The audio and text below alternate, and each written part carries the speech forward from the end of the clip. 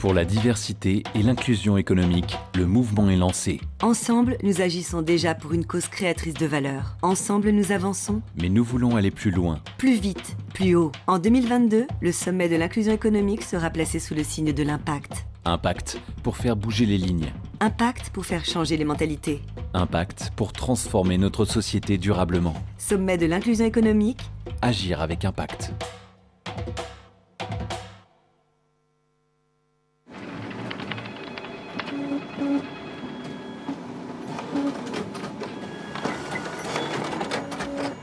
C'est quand même dommage d'embaucher toujours les mêmes profils quand on sait que l'inclusion est source de performance.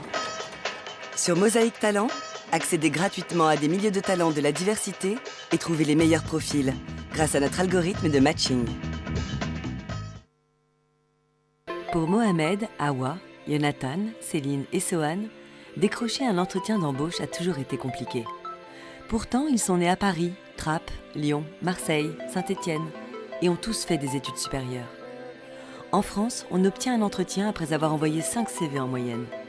Il en faut 4 fois plus quand on s'appelle Nadia.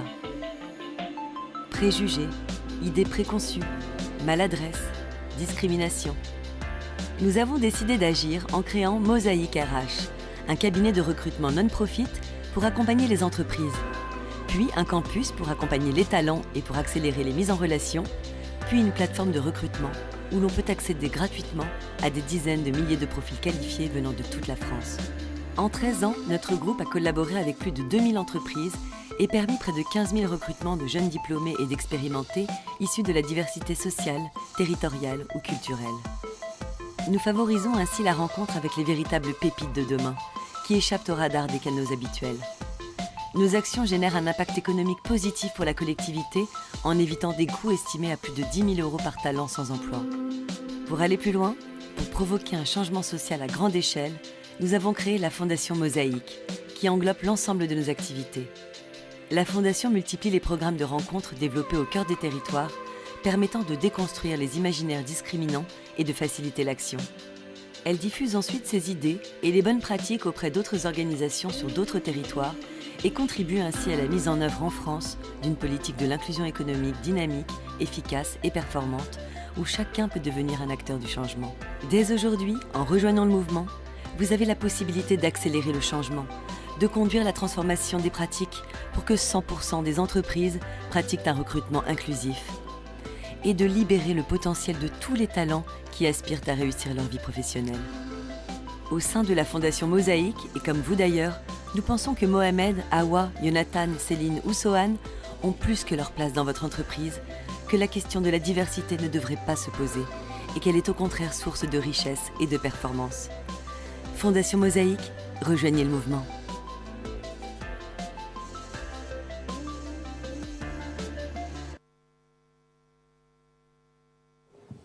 Bonjour à tous, donc bienvenue à cet atelier qui s'intitule donc « Je développe mon entreprise ». Donc on a le plaisir d'avoir beaucoup d'intervenants de qualité, je le dis en plus sincèrement, puisque c'est le cas, qui interviennent à différents niveaux justement de la phase entrepreneuriale, que ce soit l'amorçage ou le développement. Donc ce qu'on vous propose aujourd'hui, puisqu'on a un petit comité, on est entre nous, c'est que chacun puisse un petit peu présenter les actions qu'il mène et puis l'offre de service de leur organisation. Et ensuite, on pourra avoir un échange un peu détendu entre nous pour que vous puissiez poser des questions, éventuellement échanger, partager des expériences que vous avez sûrement vécues en tant que participant à cette conférence. Je voudrais juste pour savoir un petit peu, qui est le public, est-ce qu'on a des entrepreneurs parmi nous? Juste lever la main rapidement. Ou des porteurs de projets? Donc voilà, donc on est plutôt sur... C'est assez partagé, donc c'est très bien. Donc je vais commencer, c'est moi qui ai la parole, donc c'est moi qui commence. Et après je distribuerai la parole. Donc moi je suis Majid Ajaroudi, je suis le fondateur de l'ADIV, l'Agence pour la diversité entrepreneuriale, que j'ai créée en 2009 sur la base d'un constat qui était assez simple. C'est qu'à l'époque, le sujet entrepreneurial était pas très développé, pas autant qu'aujourd'hui en tout cas, mais surtout, il n'y avait pas d'offre d'accompagnement pour les entrepreneurs qui étaient en phase de développement. Et mon intuition, c'était de penser en tout cas, que le développement se trouvait dans les carnets de commandes des grandes entreprises. Et donc ma mission, c'était de convaincre des grandes entreprises à ouvrir leur carnet de commandes et à identifier des entrepreneurs avec lesquels ils pouvaient collaborer. Donc je me suis inspiré d'un programme américain qui s'appelle Supplier Diversity, diversité des fournisseurs. Et je l'ai adapté au contexte français en travaillant essentiellement sur la thématique quartier prioritaire. Voilà comment j'ai fait évoluer un petit peu le modèle avec les années. Et plus récemment, avec des collègues en Europe, on a décidé de lancer une grande coalition européenne dans 5 pays pour faire en sorte que cette question de la diversité elle concerne aussi les achats dans d'autres pays européens, donc en Allemagne, aux Pays-Bas, en Suède, en Angleterre, en France, et bientôt en Belgique aussi. Parce qu'on estime que les questions de diversité dont on a beaucoup parlé aujourd'hui, on en a beaucoup parlé sous l'angle RH, parce que oui, c'est un sujet, hein, les équipes des entreprises doivent refléter la diversité du pays, mais la diversité, c'est aussi un sujet entrepreneurial, donc un sujet des achats. Donc les deux modules, les deux services des grandes entreprises qui doivent être mobilisés, c'est en effet les RH, mais aussi les directeurs achats, pour qu'ils mettent en place des politiques d'achat inclusifs. Donc c'est notre mission aujourd'hui, c'est d'identifier les segments d'achat sur lesquels on peut positionner des entrepreneurs et faire de la mise en relation entre les acheteurs et les entrepreneurs pour que dans la supply chain des grandes entreprises, si la grande entreprise elle est investie sur les questions de diversité, si c'est une valeur forte pour la grande entreprise, que ça infuse aussi dans la supply chain, dans la chaîne d'approvisionnement des grandes entreprises et qu'on ait des entrepreneurs divers capables, en mesure de répondre aux appels d'offres des grosses boîtes. Voilà, ça c'est vraiment ce qu'on fait très concrètement. En 2023, donc avec Mosaïque, avec AOA, avec l'ascenseur, avec La Ruche, avec beaucoup d'acteurs, on va lancer cette grande dynamique d'achat inclusif. Je peux le dire, hein, parce que les entreprises avec lesquelles on travaille, elles ont pignon sur rue. Hein. Ces entreprises comme Sony, comme Meta, Facebook, comme AstraZeneca, comme EY, comme Johnson & Johnson, comme Disney. Voilà, ce sont vraiment des grandes entreprises américaines très impliquées sur les questions de diversité. Et pourquoi elles sont aussi impliquées sur les questions de diversité ? C'est parce qu'aux États-Unis, il y a eu un grand mouvement que vous connaissez certainement, qui s'appelle Black Lives Matter, et qui a encouragé les grandes entreprises à repenser leur politique de diversité, faire du recrutement, oui, mais aussi permettre l'émergence de générations de chefs d'entreprise afro-américains dans l'économie américaine, voilà, avec des vrais success stories. Donc aujourd'hui, nous, on essaye d'adapter ce dispositif en France sur la question des minorités ethniques. Moi, j'y suis très attaché. On a beaucoup travaillé sur les quartiers. C'est pas suffisant. Il faut encore travailler sur les quartiers. Mais il faut qu'on intègre aussi cette dimension aujourd'hui de manière un peu plus franche. Voilà, ça, c'était pour me présenter et pour donner un peu le ton pour les autres intervenants. Et je vais transmettre la parole aussi maintenant à AOA, qui intervient justement sur la phase d'amorçage et pour les porteurs de projets.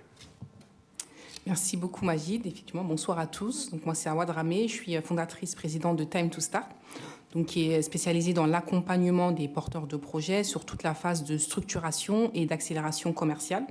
Donc on va aider un porteur de projet à structurer toute son idée, son concept. On va l'aider notamment à travers du mentoring, du coaching, un suivi individuel et beaucoup d'accès au réseau. Parce qu'il y a, on va dire, 3 axes sur lesquels on va essayer d'accentuer notre action. C'est la méthodologie de lancement. Donc comment j'arrive à très vite aller sur le marché. Ensuite, c'est l'accès au financement. Donc comment je comprends les clés d'accès au financement à travers l'écosystème existant et d'autres outils qu'on peut nous mettre à disposition. Et puis le réseau. Donc tu parlais du lien avec les grandes entreprises, mais comment je vais aller chercher à la fois l'expertise dont j'ai besoin pour accélérer mon projet et puis comment je vais développer mon activité avec du lien avec soit les grands groupes ou soit d'autres entreprises.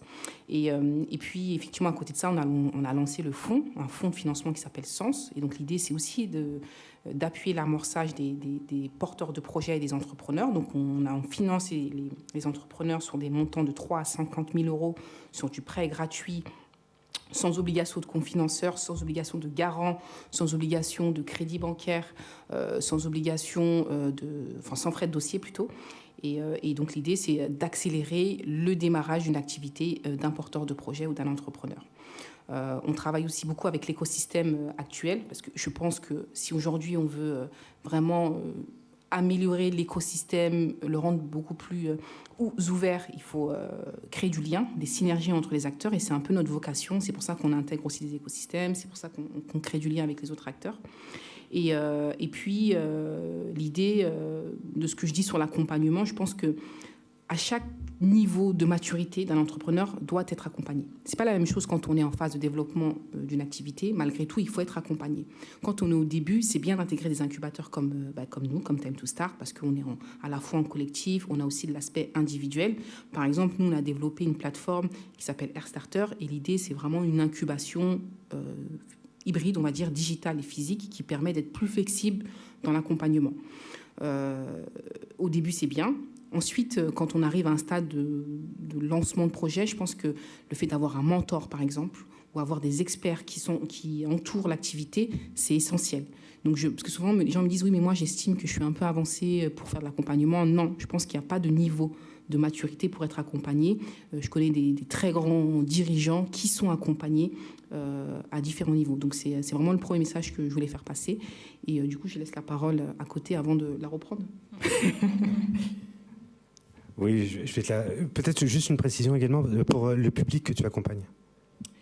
Oui, alors on accompagne plutôt des publics qui sont issus de cette diversité. Pour nous, alors moi j'ai grandi dans un quartier populaire, et ce que j'ai vu, c'est qu'il y a énormément de talents dans ces territoires, et je trouve qu'ils ne sont pas assez mis en valeur. C'est vrai qu'on va avoir parfois un positionnement qui est très social, entre guillemets, alors que moi, mon idée, c'est plutôt d'investir dans ce potentiel. Je me dis que si aujourd'hui on investit dans ces talents, demain, c'est les futurs employeurs de nos territoires. Donc moi, je me positionne vraiment comme une personne qui accompagne les employeurs de nos territoires. Et donc, je pense que c'est cette posture qu'on doit avoir. Et je trouve que dans certains territoires, ou pour certaines personnes, par exemple, je vois que beaucoup de femmes sont bloquées pour l'accès au financement, pour l'accès à certains fournisseurs, certains contacts. Et je trouve que c'est dommage. Et donc, moi, j'essaye aussi de casser un peu ces stéréotypes, ces clichés qu'on peut avoir sur certains profils, en ouvrant un maximum le réseau, en allant chercher la compétence, en créant du lien. Et donc, je pense qu'il y a un vrai potentiel entrepreneurial et économique sur ces talents issus de la diversité. Et ma mission, on va dire, c'est d'investir dans ces talents. Merci Awa. Donc, je te repasserai la parole juste après. Audrey, donc, qui représente les BGE Paris, des ex-boutiques de gestion, je vous invite à prendre la parole. Merci. Bonjour à tous. Donc, moi, je suis Audrey Crépin, directrice générale adjointe de BGE Paris. BGE Paris, c'est le premier réseau en Île-de-France d'accompagnement à l'entrepreneuriat. On est membre du réseau BGE qui intervient partout en France et qui en fait est à l'origine de ce métier d'accompagnement à l'entrepreneuriat, puisqu'on a été créé il y a plus de 40 ans maintenant. Alors nous, on intervient du coup pas spécifiquement sur une étape. Je suis entièrement d'accord avec toi.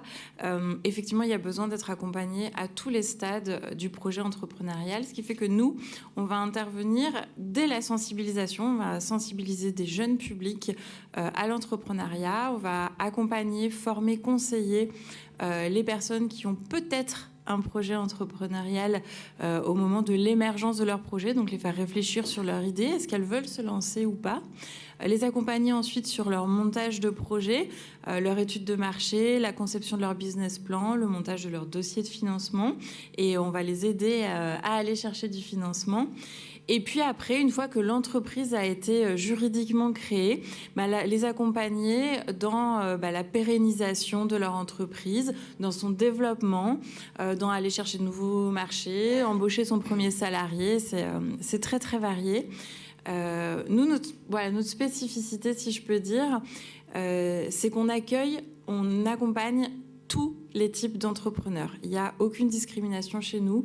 Notre mission, c'est vraiment de démocratiser l'accès à l'entrepreneuriat, parce qu'effectivement, notre expérience nous a montré au travers des années qu'il n'y a pas un profil social d'entrepreneur. n'importe qui, enfin tout le monde peut être entrepreneur, qu'il ait fait des études, qu'il n'ait pas fait d'études, qui vienne d'une famille défavorisée ou d'une famille qui a eu plus de chance au niveau financier. Il n'y a pas de qu'on soit homme, femme, qu'on vienne des quartiers, qu'on vienne d'un milieu urbain, peu importe. C'est pas ça qui va faire qu'on va réussir ou pas son projet entrepreneurial. En revanche, il faut une bonne adéquation entre la personne et son projet. Il faut avoir ou se doter du bon environnement autour de soi. Il faut aller chercher les bons contacts et il faut que le projet puisse tomber au bon moment. Voilà, il y a tout un tas de conditions, mais en tout cas, ce qu'on sait, c'est que c'est pas des facteurs sociaux qui vont faire qu'une entreprise va réussir ou pas. Alors peut-être c'est une question que j'ai pas posée à Hawa, mais tu pourras répondre aussi. Ça coûte combien ? Alors, la plupart de nos accompagnements bénéficient de prises en charge. Alors, c'est des prises en charge qui peuvent être très variables. Il y a par exemple un programme d'accompagnement pour tout type d'entrepreneur, pour tout entrepreneur sur la phase de montage de projet qui est prise en charge par la région Île-de-France. Il y a des projets qui sont pris en charge par Pôle emploi. Il peut y avoir des aides aussi. Là, on bénéficie on dispense un programme qui est financé par le ministère du Travail à destination des publics les plus précaires, qui est intégralement pris en charge. Voilà, il y a parfois des programmes avec lesquels il y a une participation, je dirais, symbolique, donc de l'ordre de 50 à 70 €, mais avec, là aussi, des exceptions pour certains publics, pour les jeunes, pour les personnes issues des quartiers politiques de la ville, pour les bénéficiaires du RSA, pour les travailleurs handicapés. Donc, c'est des accompagnements qui, généralement, ne coûtent rien à l'entrepreneur qui est accompagné. Alors, pareil, on va faire en sorte de trouver des partenaires clés pour faire financer cet accompagnement. Donc, on s'entoure de grands groupes. Donc, on a par exemple la fondation KPMG France maintenant du coup, qui est partenaire de Time to Start. On va avoir BPI, on va avoir la fondation Entreprendre. Et l'idée, c'est que cet accompagnement soit pris en charge par ces partenaires afin qu'il soit pris en charge pour les bénéficiaires. La question du financement, c'est toujours une question un peu centrale. On a la chance justement d'avoir un banquier avec nous. Donc, ce qui va nous intéresser, Walid, de la BNP, c'est de comprendre un petit peu comment la BNP adresse la question de l'entrepreneuriat, quels sont les types de services que vous proposez, et plus spécifiquement, quels sont les dispositifs qui pourraient exister pour des populations qui sont un peu plus souvent sous le radar, on va dire. Donc, bonjour à tous. Donc, Walid Krissan, moi je suis chargé d'affaires entrepreneur chez BNP Paribas. Effectivement, on parlait d'accompagnement à plusieurs reprises. Moi, je suis face à des entrepreneurs tous les jours, donc face à une clientèle de professionnels. Aujourd'hui, on se rend compte que nos clients viennent nous voir pour du financement, mais aussi pour des questions plutôt larges. Et nous, chez BNP Paribas, en fait, on a l'ambition d'accompagner nos clients sur les services de base bancaires, mais aussi de les mettre en relation avec un écosystème. C'est l'ambition, par exemple, de BNP Paribas avec le label Act for Impact, pour mettre en relation des sociétés à impact avec des incubateurs ou des accélérateurs. Donc, dans mon quotidien, en fait, je me rends compte que les clients, donc les entrepreneurs, à n'importe quelle phase qu'ils soient, donc à l'amorçage, au développement, maturité, il y a des problématiques qui sont rencontrées dans différents thèmes, que ce soit du côté créance client, que ce soit fournisseur, ou bien financement du stock et de l'exploitation. Et nous, notre rôle, c'est toujours d'accompagner le client de la meilleure manière qui soit, donc de mettre face à son besoin le bon financement. Et en tant que chargé d'affaires, moi, mon rôle principal, effectivement, c'est d'accompagner le client de la meilleure manière possible. Voilà, en ce qui me concerne sur... Alors, on entend souvent la réflexion d'entrepreneurs qui viennent de quartiers prioritaires, que c'est très délicat, très difficile d'obtenir un prêt d'une banque. Ouais. Et c'est la raison pour laquelle la plupart des entrepreneurs vont autofinancer leur entreprise. Et c'est vrai que quand on se balade sur les territoires plus sensibles, les agences bancaires se font rares. Donc, comment justement changer un petit peu tout ça, et de quelle manière la BNP a pris en main le problème ? Alors, nous, donc, comme je l'ai dit, effectivement, on a des partenaires, à la fois des incubateurs, mais aussi accélérateurs, qui sont là pour accompagner les entrepreneurs en phase d'amorçage. Chez BNP Paribas, on a dans nos formations et l'ambition à l'entretien d'un client au moment de l'amorçage, de lui présenter comment effectivement il doit présenter un dossier de financement. C'est aussi une manière de l'accompagner. Il est clair qu'aujourd'hui, malheureusement, certaines personnes n'ont pas la formation ni même les connaissances de comment constituer un dossier bancaire. Donc business plan, plan de trésorerie, voilà, de mettre en fait les éléments de base qui nous permettent à nous, en tant que banquier, en tant que chargé d'affaires, de pouvoir comprendre quel est le besoin et le financement à mettre en face. Donc nous, effectivement, dans notre quotidien, c'est aussi une formation qu'on a en interne, mais je pense que tous nos confrères ont les mêmes formations. C'est d'expliquer aux clients de ramener tel ou tel document justificatif, de les préparer en amont pour que nous, quand on monte le dossier, on ait tous les éléments possibles. Merci. Merci. Donc Daniel Hirso, qui est un entrepreneur à succès depuis de nombreuses années, même s'il est très jeune.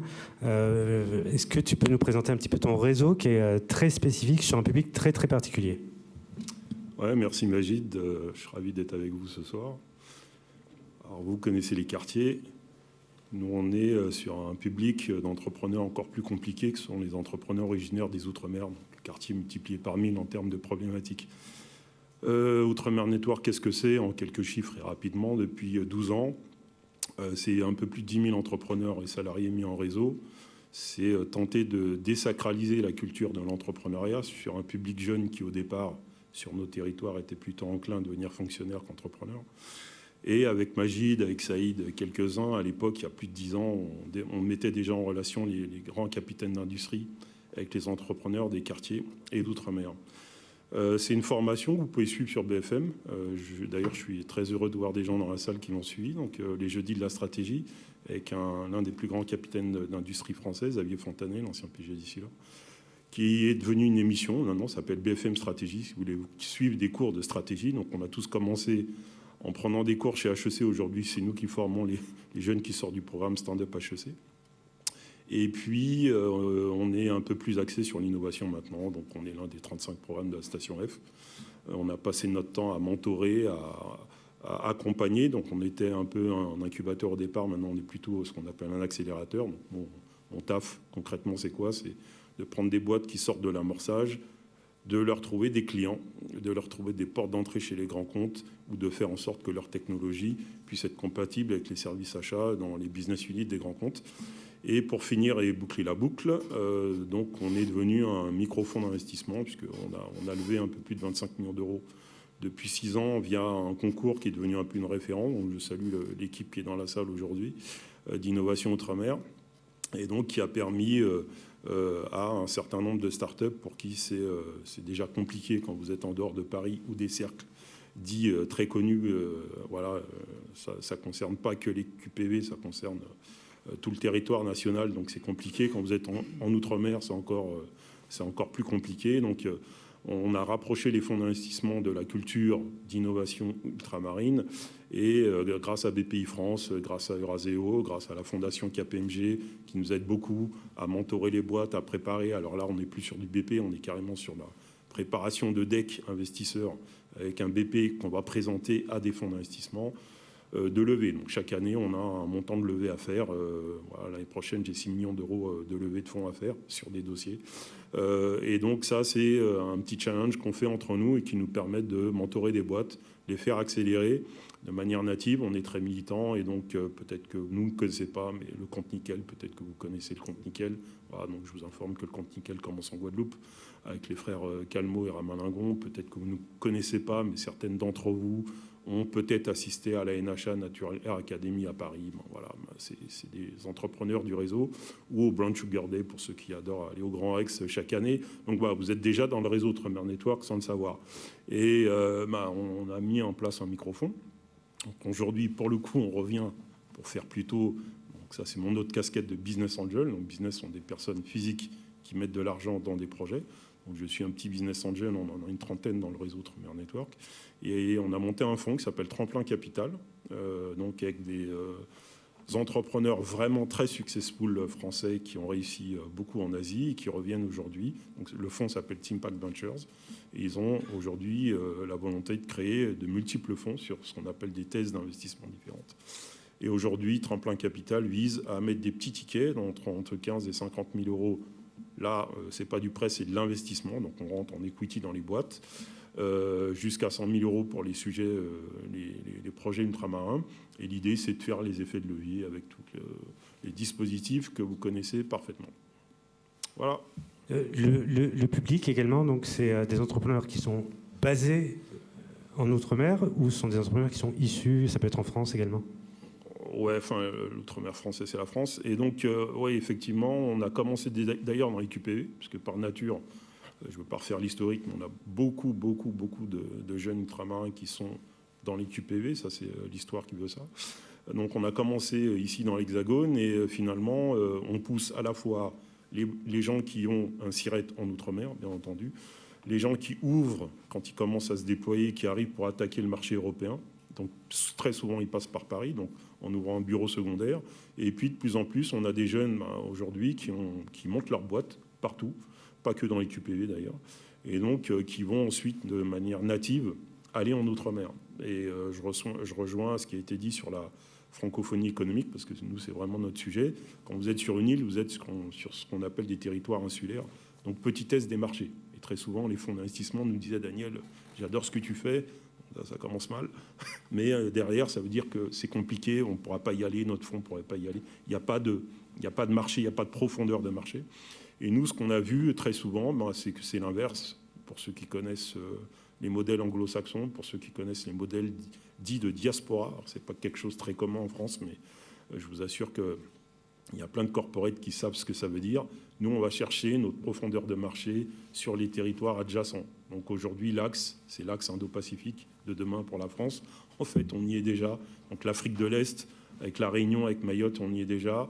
Aujourd'hui, on a un gros bridge Outre-mer Afrique qu'on fait depuis 4 ans. Donc c'est-à-dire que la profondeur de marché qu'on n'a pas, nous, aujourd'hui, on est sur l'Afrique de l'Ouest. Et quand je dis on y est, on gagne des FASEP, on équipe des gouvernements entiers dans certains pays africains sur des thématiques assez précises, cybersécurité, agritech, alors qu'on peut avoir du mal à choper des marchés ici, parce qu'on rentre dans les programmes de diaspora. Voilà. Donc c'est pareil pour l'Inde, c'est pareil pour le Brésil.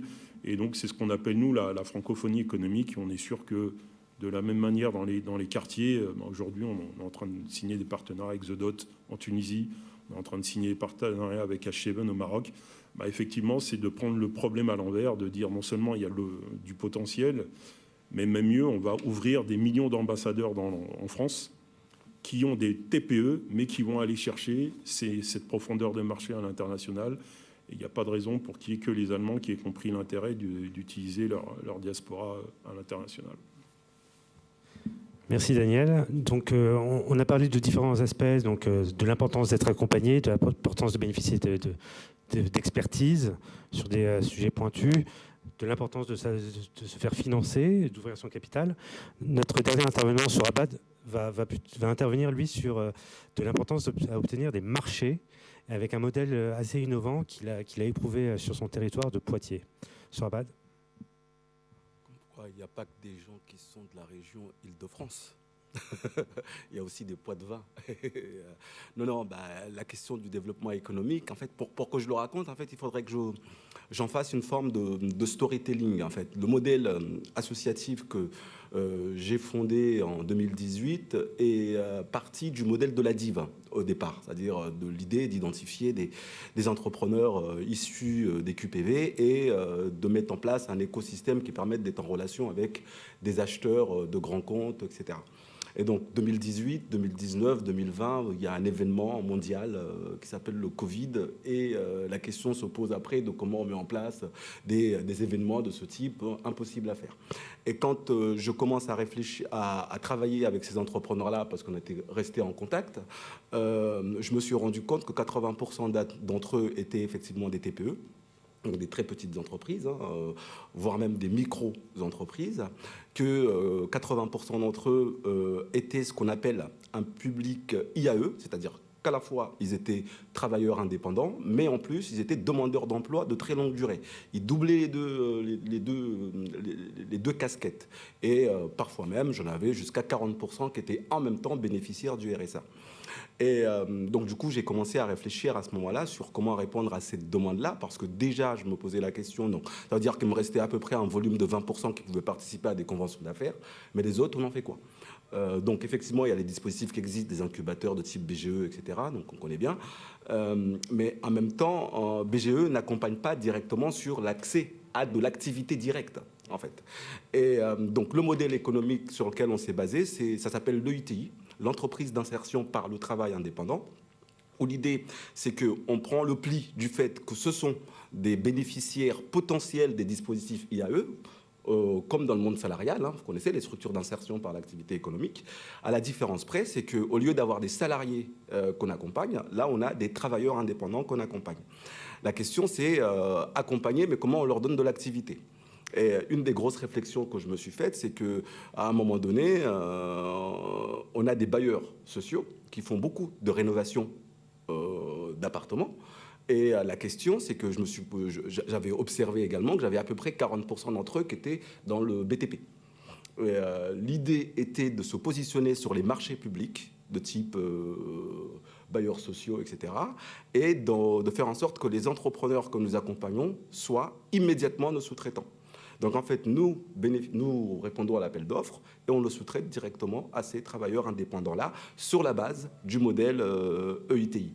Ce qui, au final, permet de m'assurer que, avant qu'ils arrivent à un niveau où ils vont voir la BNP pour faire un prêt d'investissement salarial, qu'au moins sur la base de démarrage difficile, on puisse s'assurer qu'ils puissent avoir un revenu décent et qu'ils puissent sortir un revenu suffisant.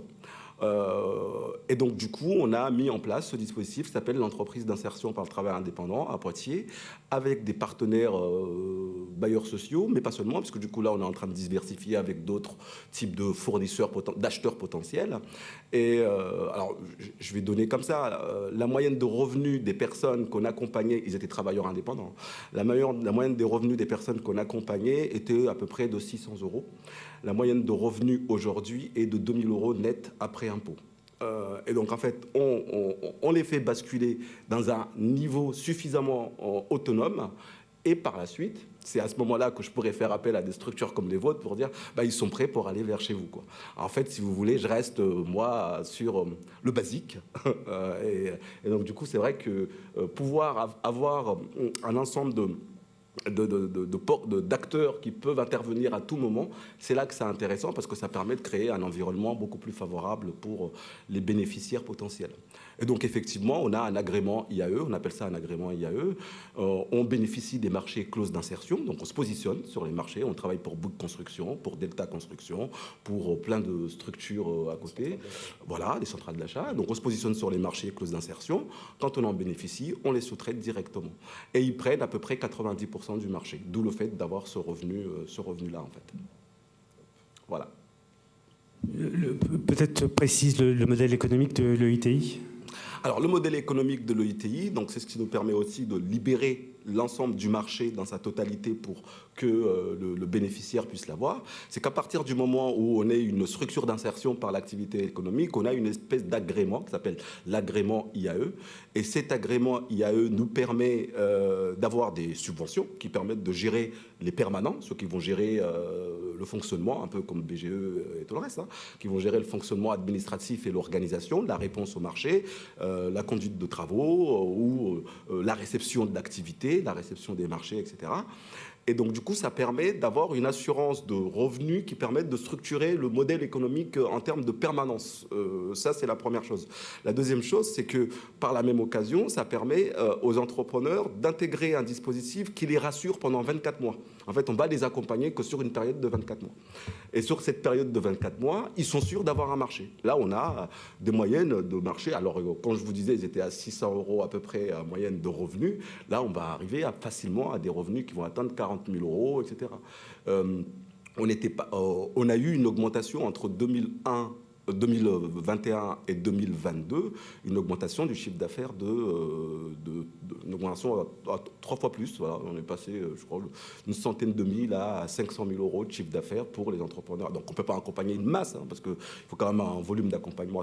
Il y a un accompagnement aussi en termes de gestion, d'organisation, de gestion de sa trésorerie, etc. Donc, en fait, on ne fait pas que leur donner des marchés. Il y a aussi une conditionnalité, c'est l'accompagnement socio-professionnel qui se met en place pour valider des acquis d'expérience, etc. Donc il y a tout le modèle d'accompagnement socio-professionnel qui se met en place, en plus de l'accompagnement commercial également. Merci Sourabad. Tu peux... Ah, pardon. Voilà, moi c'est un modèle auquel je crois vachement, le ITI, pour deux raisons. C'est parce que ça répond à une problématique des quartiers populaires. On a beaucoup d'indépendants, beaucoup d'auto-entrepreneurs.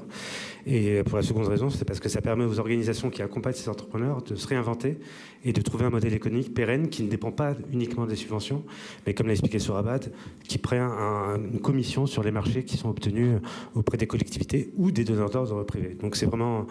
un sujet. Et puis ça marche dans tous les domaines d'activité, pas uniquement le BTP. Ça peut être la restauration, le textile, l'événementiel, etc. Donc c'est assez exceptionnel. On me fait signe que c'est bientôt la fin. Donc je vous propose, on a 5 minutes pour faire un petit échange avec le public, 3 minutes. Donc une réflexion, une question, un partage, une anecdote. Le premier, c'est toujours le plus dur. Sinon, je pointe.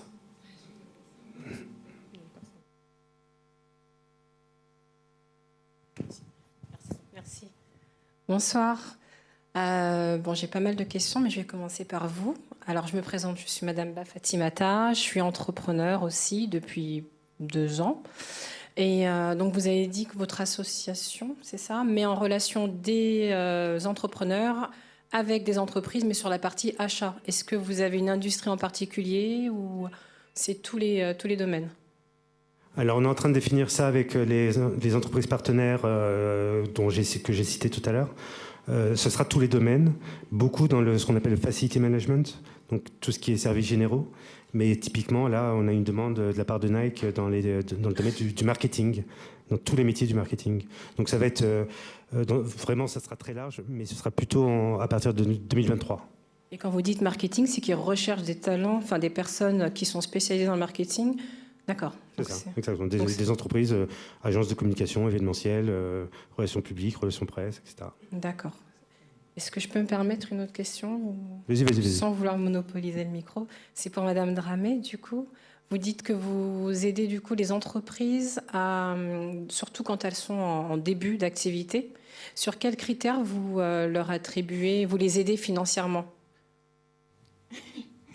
Bonne question. Alors... c'est un fonds qui a été lancé il y a 1 an, en fait ici le 29 novembre au sommet de l'inclusion. Donc on finance déjà les entrepreneurs qui sont en amorçage, qui ont un besoin en financement, c'est important. Les tickets sont pas énormes, sur ce fonds c'est 3 à 50 000 euros. C'est vraiment pour amorcer, accélérer le démarrage de l'activité. C'est des entrepreneurs qui ont été accompagnés, ça c'est un critère important parce que nous on veut surtout soutenir un entrepreneur qui est dans une démarche entrepreneuriale et pour moi l'accompagnement ça fait partie de la démarche entrepreneuriale. Aujourd'hui on a essayé de favoriser, mais c'est pas notre focus, des entrepreneurs qui n'ont jamais été financés parce qu'on voulait aussi se montrer qu'il y a notamment des femmes, qu'il y a un vrai besoin là-dessus, sur ce créneau-là, et sur le début de l'activité, il y a un besoin de financement. Donc voilà, donc il n'y a pas énormément de critères. Il faut être motivé, il faut aussi quand même avoir un minimum de chiffre d'affaires. Donc ça peut être un premier client, voilà, montrer qu'il y a vraiment une démarche entrepreneuriale. Et après, le process est assez simple. Voilà.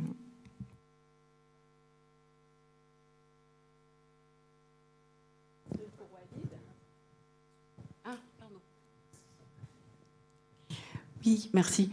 J'avais une question pour Walid.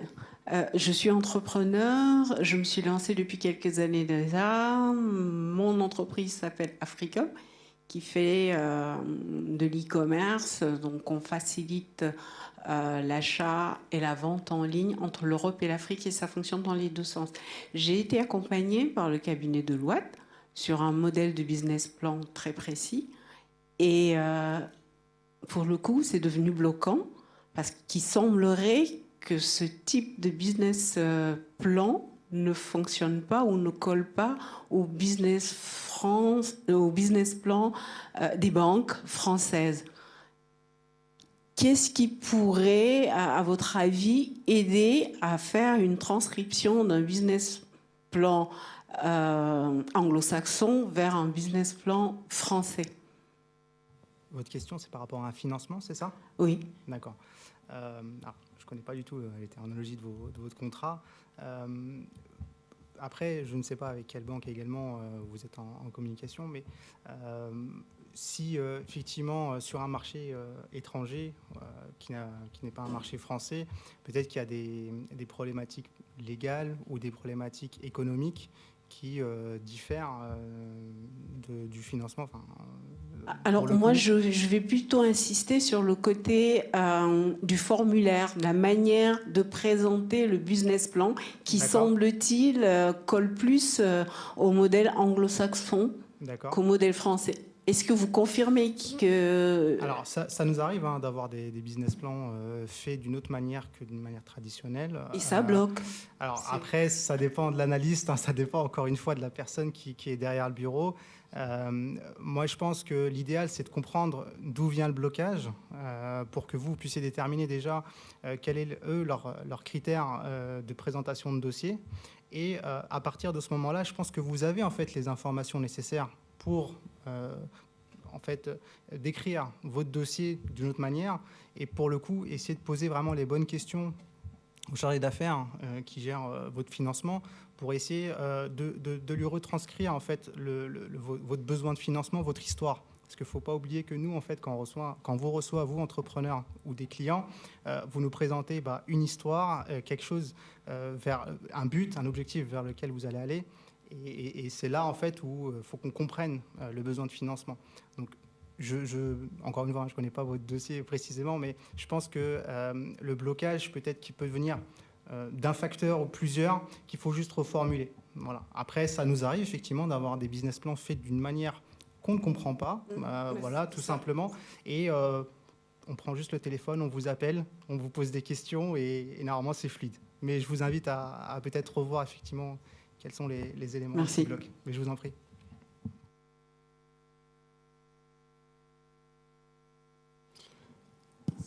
Ok. Écoutez, merci beaucoup pour votre participation. C'était très intéressant. J'ai appris des choses aussi. Et donc, on va poursuivre les échanges. Je vous invite à regagner la plénière ou à venir échanger avec nous si vous le souhaitez. Merci beaucoup. À bientôt.